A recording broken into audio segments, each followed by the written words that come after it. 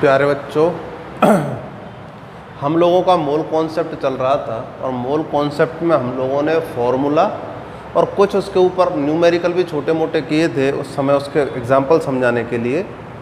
अब जो हमारे हैं मोल निकालने के लिए क्वेश्चन से और क्या पूछा जा सकता है, कैसे कैसे जानकारी ली जा सकती है, तो मैंने ये 3 न्यूमेरिकल लिए हैं। तीनों न्यूमेरिकलों से आपको बहुत ही ज़्यादा कुछ क्लियर होने वाला है। आप लोग देखेंगे कि क्वेश्चन कैसे आसानी से किए जा सकते हैं। ठीक, बहुत अच्छी पकड़ आ जाएगी आप लोगों के। तो देखिए, सबसे पहले हम लोग एक क्वेश्चन है हमारे पास, CO2 के 22 ग्राम में उसके कितने अणु उपस्थित होंगे। पहली बात, इसने CO2 का द्रव्यमान दे रखा है 22 ग्राम, लेकिन इसने कहीं भी मोल नहीं पूछे, ये पूछा उसके कितने अणु उपस्थित होंगे। तो आप लोग देखें, एक बात समझें। पहले हम लोग एक फार्मूले को डेराइव करके बात करेंगे। हम लोगों ने पढ़ा था मोल बराबर क्या क्या होता है। तो एक पढ़ा था हमने पदार्थ का द्रव्यमान। द्रव्यमान को वजन कहते हैं, वजन को इंग्लिश में वेट कहते हैं। तो मैं इसको W लिख देता हूँ, बटे पदार्थ का मोलर द्रव्यमान, तो इसको मैंने मोलर वेट लिख दिया। तो एक फार्मूला बन गया मोल बराबर पदार्थ की ग्राम में मात्रा या द्रव्यमान बटे अणु भार या मोलर द्रव्यमान। दूसरा फार्मूला क्या था, पदार्थ के कणों की संख्या बटे आवोगाद्रो संख्या।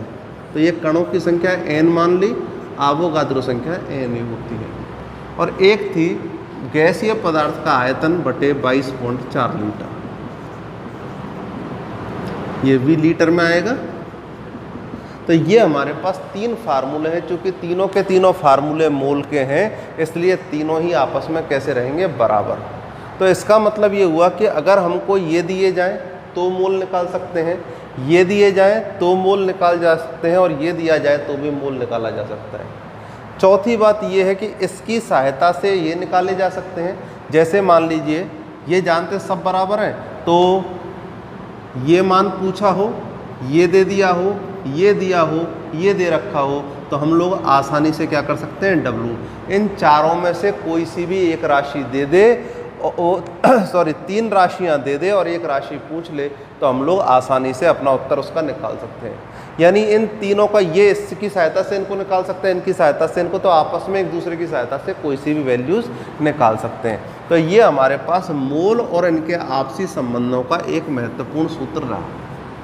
ये आप लोगों को नोट कर लेना चाहिए, क्योंकि इससे आपके बहुत सारे क्वेश्चन सॉल्व होते हैं, लगभग सभी इसी से होते हैं।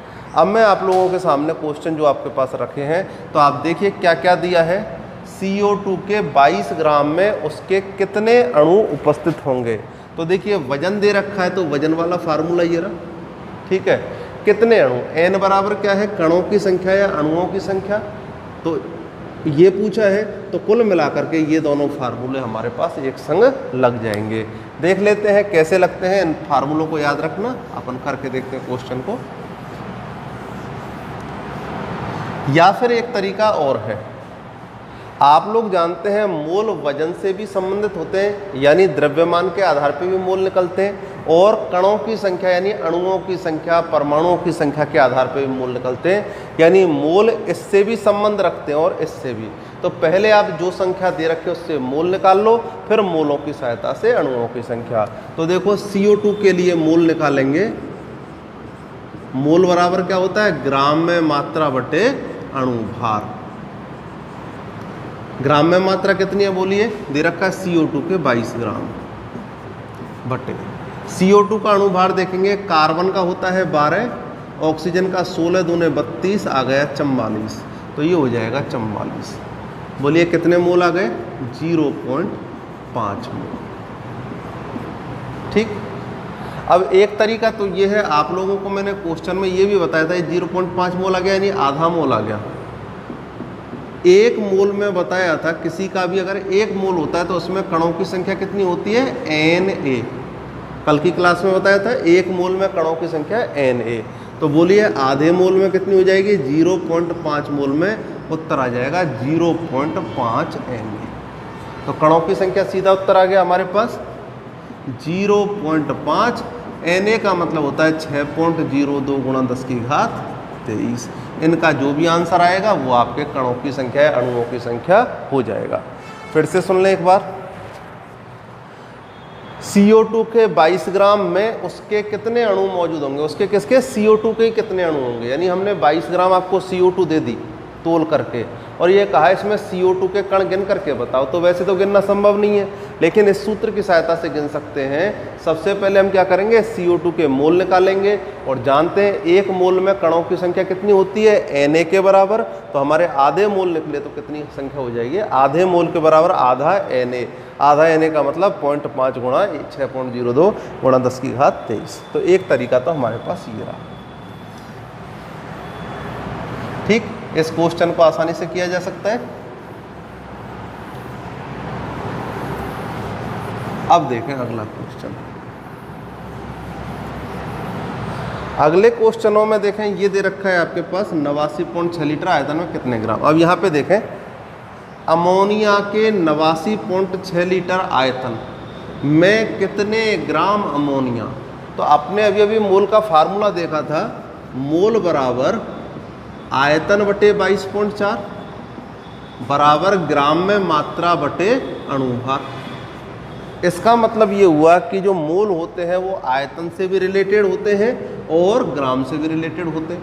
तो जो चीज़ दे रखी है, अब इसमें किसकी संख्या दे रखी है, आयतन की दे रखी है, तो आयतन से पहले हम क्या निकाल लेंगे, पहले हम निकाल लेंगे मोलों की संख्या। तो मोल बराबर हो जाएगा कितना, 89.6 बटे 22.4। ठीक, कितना आ जाएगा इससे, तो 22.4 से जब हम इसको काटेंगे 22, 4 बार कटेगा तो कितने मोल आ जाएंगे, 4 मोल। ठीक, अब देखिए क्या पूछा है, अमोनिया के 89.6 ग्राम आयतन में कितने ग्राम अमोनिया मौजूद होगी। अमोनिया का वजन पूछा है, ठीक है। तो आप लोग जानते हैं एक मोल पदार्थ का वजन किसके बराबर होता है, अणुभार के बराबर। कल आपको लिखाया था लास्ट में कि एक मोल का भार कितने बराबर होता है, अणुभार के। तो 4 मोल का किसके बराबर हो जाएगा, 4 गुणा अणुभार के। ठीक है, तो एक मोल का वजन तो अणुभार के बराबर और 4 मोल का 4 गुणा अणुभार। अब देख लेंगे किसके मोल किसके ग्राम में मात्रा पूछी है, अमोनिया की। तो अमोनिया का अणुभार देखेंगे कितना होता है, 4। देखें नाइट्रोजन का 14 और हाइड्रोजन का 3, तो आ गया 17। तो 4 गुणा 17, आंसर आ जाएगा 68 ग्राम। कितना आ जाएगा, 68 ग्राम। फिर से समझ लें एक बार क्वेश्चन। जब भी आपको कोई क्वेश्चन दे रखा है तो उसमें देखें आधे हिस्से में क्या है और शेष आधे में क्या है, या मैं ये कह सकता हूँ ये देख लें कि दिया क्या है और पूछा क्या है। तो इसमें देखें आयतन तो दे रखा है और कितना ग्राम यानी द्रव्यमान वजन पूछा है। ग्राम में वजन ही पूछते तो वजन पूछा है। तो सबसे पहले ये देखें क्या इनसे मोल निकल सकते हैं। तो हमने देखा आयतन से मोल निकल सकते हैं। मोल बराबर होता है गैस का आयतन बटे 22.4। तो आयतन दे रखा है, अमोनिया चूंकि गैस है तो इसलिए हमने ये लिख दिया। इसके बाद इससे आया 4 मोल। हमको पता है 1 मोल में कितना क्या पूछा है, वजन पूछा है। तो हमें पता है कि अगर आपको अमोनिया का 1 मोल दे दे तो उसमें वजन किसके बराबर होगा, अमोनिया के अणुभार के बराबर। तो 1 मोल बराबर अमोनिया का अणुभार, तो 4 मोल बराबर 4 गुना, और इस तरह से इसका कैलकुलेशन हो जाएगा। तो ये आपके 2 क्वेश्चन। अब लेते हैं हम तीसरा क्वेश्चन।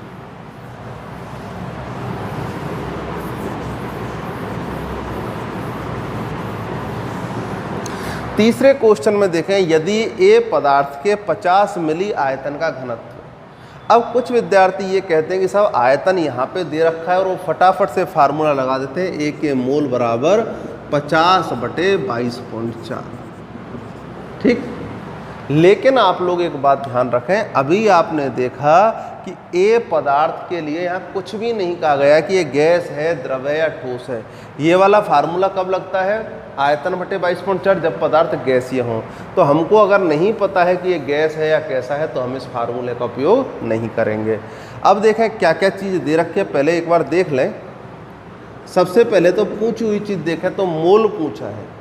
ठीक है, तो मोल पूछा है तो इसलिए फार्मूले तो सीधे लगेंगे जो कुछ भी होगा। ठीक, अब देखें इसमें क्या दे रखा है, ए का मोलर द्रव्यमान, इसका मतलब इसका अणुभार दे रखा है। तो जो फार्मूला लगेगा वो कौन सा होगा, पदार्थ का द्रव्यमान बटे इसका अणुभार। ठीक, अब देखें हमारे पास ये तो पूछा ही है, इसका मान दे रखा है, कितना दे दिया, इसका मान 100 दे दिया। अब रह गई क्या चीज़, W रह गई। W क्या है, पदार्थ का वजन या द्रव्यमान। ये देखें कहीं भी हमें पदार्थ का वजन नहीं दे रखा है, एक तो इस पदार्थ का आयतन दे रखा है और एक इसका घनत्व दे रखा है। जब मैंने पहला चैप्टर पढ़ाया था तो उसी समय पर, मतलब इसकी शुरुआत चल रही थी अपनी, तब एक फार्मूला बताया था, घनत्व का मतलब होता है D, डेंसिटी बोलते हैं इसको, बराबर द्रव्यमान बटे आयतन। क्या हो जाएगा, घनत्व बराबर द्रव्यमान बटे आयतन। बोलिए घनत्व दिया हुआ है या नहीं है, आयतन भी दे रखा है या नहीं दे रखा, द्रव्यमान निकल सकता है, तो घनत्व कितना है 2.5, आयतन कितना हो गया 50, इधर ले आएंगे इसको 50 और ये आ जाएगा आपका द्रव्यमान। कैसे निकालेंगे इसको, D बराबर m बटे V। ठीक है, ठीक है। अब इसको निकाल लेते हैं, कितना आ जाएगा, तो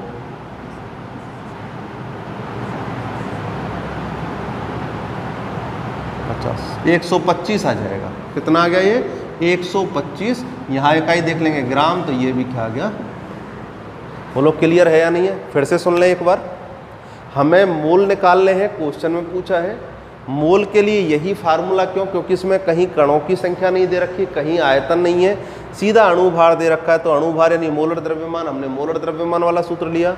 लेकिन हमें पदार्थ के द्रव्यमान की आवश्यकता है। आवश्यकता की पूर्ति कहीं से भी करें, करनी पड़ेगी। तो हम जानते हैं घनत्व बराबर द्रव्यमान बटे आयतन, D बराबर m बटे V। तो यहाँ पे हमें D और V दे रखे हैं, तो हमने m निकाल लिया, द्रव्यमान निकाल लिया। कितना आ गया 125। अब रख लो फार्मूले में, 125 बटे 100 बराबर मोल आ गए आपके पास 1.25 में, 1.25 मोल। तो इस प्रकार से आप देख सकते हैं बहुत ही आसानी से, ये जो तीनों न्यूमेरिकल हैं ये एक्सट्रीम लेवल है, यानी कठिनता के सबसे अच्छे स्तरों में से एक है। अगर आप इन तीनों को समझ पा रहे हैं, इन तीनों को कर पा रहे हैं, तो ये आपके लिए काफ़ी बेनिफिशियल रहेगा। अब देखते हैं आगे। तो ये तो हो गया हमारे पास मोल का सिस्टम, यहाँ मोल कॉन्सेप्ट को देते हैं विराम। अब देखते हैं आगे की व्यवस्था।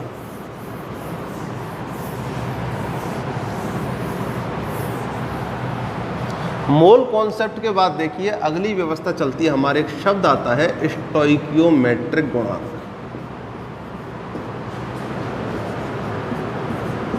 आज मैं केवल इसका इंट्रोडक्शन दूंगा, क्या चीज़ है ये स्टोइकियोमेट्रिक गुणांक, फिर इससे रिलेटेड क्या सवाल हो सकते हैं, या फिर इसको बोलते हैं हम हिंदी में, स्टोइकियोमेट्रिक शब्द है, इसी का हिंदीकरण है रस समीकरण मिति। ठीक, अब ये सब क्या है, इसका कोई खास महत्व है, शब्द को तो केवल याद रखना पड़ता है, यही महत्व है इसका। बाकी स्टोइकियोमेट्रिक फैक्टर या स्टोइकियोमेट्रिक कोएफिशिएंट गुणांक क्या चीज़ है, इसको देखेंगे। तो आप देखिए एक रिएक्शन में आपके सामने लिखता हूँ, N2 प्लस H2 और ये बन गया आपके पास NH3। ठीक, दोबारा सुन लें। मोल कॉन्सेप्ट हम लोगों ने पढ़ लिया है अच्छी तरह से। मोल कॉन्सेप्ट में एक ही बात ध्यान रखें, मोल के 3 सूत्र हैं, तीनों में किसी से कोई सी भी चीज़ निकलवाई जा सकती है। अब हम एक नए पॉइंट की तरफ बढ़ रहे हैं, जिसका मतलब है स्टोइकियोमेट्रिक गुणांक। ये आपको बहुत ही अच्छी तरह, क्योंकि न्यूमेरिकलों का भी एक फेमस रूप है, आगे तक आप जितना पढ़ोगे सब में खूब काम आता है। आपसे अगर पूछा जाए कि इस रिएक्शन में क्या कमी है, भाई नाइट्रोजन और हाइड्रोजन मिलकर अमोनिया बनाएंगे, लेकिन आपसे पूछा जाए कि इस रिएक्शन में क्या कमी है, तो 9वीं या 10वीं में आपने पढ़ा होगा कि अभिक्रिया में यह आवश्यक है कि जितने अभिकारक होते हैं उतने ही क्या होने चाहिए, उत्पाद होने चाहिए। बोलिए यार नाइट्रोजन कितने हैं, दिख रहा है 2, जबकि यहाँ नाइट्रोजन कितना है 1। यहाँ हाइड्रोजन 2 है, यहाँ पे कितने हैं 3। इसका मतलब यह अभिक्रिया संतुलित नहीं है, बैलेंस नहीं है। जो अभिक्रिया बिना बैलेंस के होती है उसे कहते हैं हम स्कल्टन रिएक्शन या फिर कंकालीय अभिक्रिया। और जब हम इसको संतुलित कर देंगे तो ये हो जाएगी बैलेंस रिएक्शन, यानी संतुलित अभिक्रिया। तो अभिक्रिया को संतुलित करना बेहद ही आवश्यक है। क्लियर, तो देख लेते हैं। ये जब संतुलित की जाती है तो इस प्रकार से 3H2 और ये हुए 2NH3। अब आप देख सकते हैं नाइट्रोजन कितने हैं 2, नाइट्रोजन कितने हैं 2, 3 दूनी 6 और 3 दूने 6। इसका मतलब यह अभिक्रिया पूरी तरह से संतुलित हो चुकी है। और देख लेते हैं, कार्बन और ऑक्सीजन की क्रिया से 2 पदार्थ बनते हैं, एक तो CO2 बन गया और एक कार्बन मोनोऑक्साइड भी बन सकता है। अगर कम ऑक्सीजन मिले तो कार्बन मोनोऑक्साइड, ज़्यादा मिलेगी तो CO2। आप देखें यहाँ एक कार्बन, यहाँ एक, 2 ऑक्सीजन 2 ऑक्सीजन। इसका मतलब इस अभिक्रिया में कोई भी ये गुणांक जोड़ने की, गुणांक लगाने की आवश्यकता नहीं है, पहले से ऑलरेडी संतुलित है। यहाँ देखें कार्बन कितना है 1, कार्बन 1, ऑक्सीजन 2, ऑक्सीजन 2। तो ये संतुलित नहीं है, तो ऑक्सीजन 2 करने हैं तो यहाँ पे हमने 2 का गुणा कर दिया। अब कार्बन कितने हो गए 2, तो यहाँ भी हमने 2 का गुणा कर दिया। अब ये रिएक्शन क्या हो चुकी है, संतुलित हो चुकी है। अब मेरी बात सुने ध्यान से, हमारा टॉपिक है स्टोइकियोमेट्रिक गुणांक या रस समीकरण मितीय गुणांक, और है शब्द आगे। तो ये है किसी भी रासायनिक अभिक्रिया को संतुलित करने के लिए अभिकारक व उत्पादों के साथ जिन गुणांकों का उपयोग किया जाता है उसे ही स्टोइकियोमेट्रिक या रस समीकरण मितीय गुणांक कहते हैं। फिर से सुन लें, किसी भी रासायनिक अभिक्रिया को संतुलित करने के लिए जिन गुणांकों का उपयोग किया जाता है, अभिकारक व उत्पादों के साथ जिन गुणांकों का उपयोग किया जाता है, वही गुणांक स्टोइकियोमेट्रिक गुणांक या रस समीकरण मितीय गुणांक कहलाते हैं। तो पूछे इस अभिक्रिया के स्टोइकियोमेट्रिक गुणांक कौन है, तो बोलो N2 के आगे कितना है 1, इसके सापेक्ष 1, इसके लिए 3 और इसके लिए 2। तो 1, 3 और 2 ये इस अभिक्रिया के स्टोइकियोमेट्रिक गुणांक हैं। इसके लिए 1, 1, 1, इसके लिए 2, 1, 2। तो कोई भी अभिक्रिया को जब हम संतुलित करते हैं, बैलेंस करते हैं, तो अभिकारक और उत्पादों के आगे जितनी भी संख्या लगी रहती है वही क्या होती है, स्टोइकियोमेट्रिक गुणांक। क्लियर है? फिर से सुन लें, किसी भी संतुलित रासायनिक अभिक्रिया में अभिकारक व उत्पादों को संतुलित करने के लिए प्रयुक्त किए गए गुणांकों को ही स्टोइकियोमेट्रिक गुणांक कहते हैं। तो आज की चर्चा को अब हम यहीं विराम देते हैं। आप लोग इतना देख लीजिए, आप लोगों को छोटी छोटी बातें। अब आपको मैंने बताया था एक मोल कॉन्सेप्ट में मैंने जो क्वेश्चन कराए हैं, आप कोई भी अणु बदल दीजिए। जैसे मैंने जो CO2 लिया है उसकी जगह अमोनिया ले लीजिए, अमोनिया की जगह CO2 ले लीजिए, हो सकता है इसकी जगह ग्लूकोज ले सकते हैं, C6H12O6 NaCl ले लीजिए। तो इस तरह से आप लोग एक ही प्रकार के हजारों न्यूमेरिकल कर सकते हैं। कभी जल का अणु ले लिया, H2O ले लिया, कभी केवल H2 ले ली, कभी N2 गैस ले ली। तो ऐसे कोई सी भी चीज़ बदल करके, क्योंकि हर बार अणु भार बदल जाएगा तो आपके आंसरों में भी परिवर्तन आ जाएगा। तो मेरा कहने का मतलब है क्वेश्चन करने से आपकी प्रैक्टिस बहुत अच्छी हो जाएगी न्यूमेरिकल वाले हिस्से की। तो आप उसको ज़रूर कर लीजिए, क्योंकि उससे मजबूती आती है, सब्जेक्ट पर कमांड होती है। अब मैं चाहे यहाँ पे 1000 न्यूमेरिकल करा दूँ, उनका विशेष महत्व तो नहीं है, वो 3 न्यूमेरिकल अपने आप में पर्याप्त है। और स्टोइकियोमेट्रिक गुणांक मैंने आपको बता दिया। Thank you.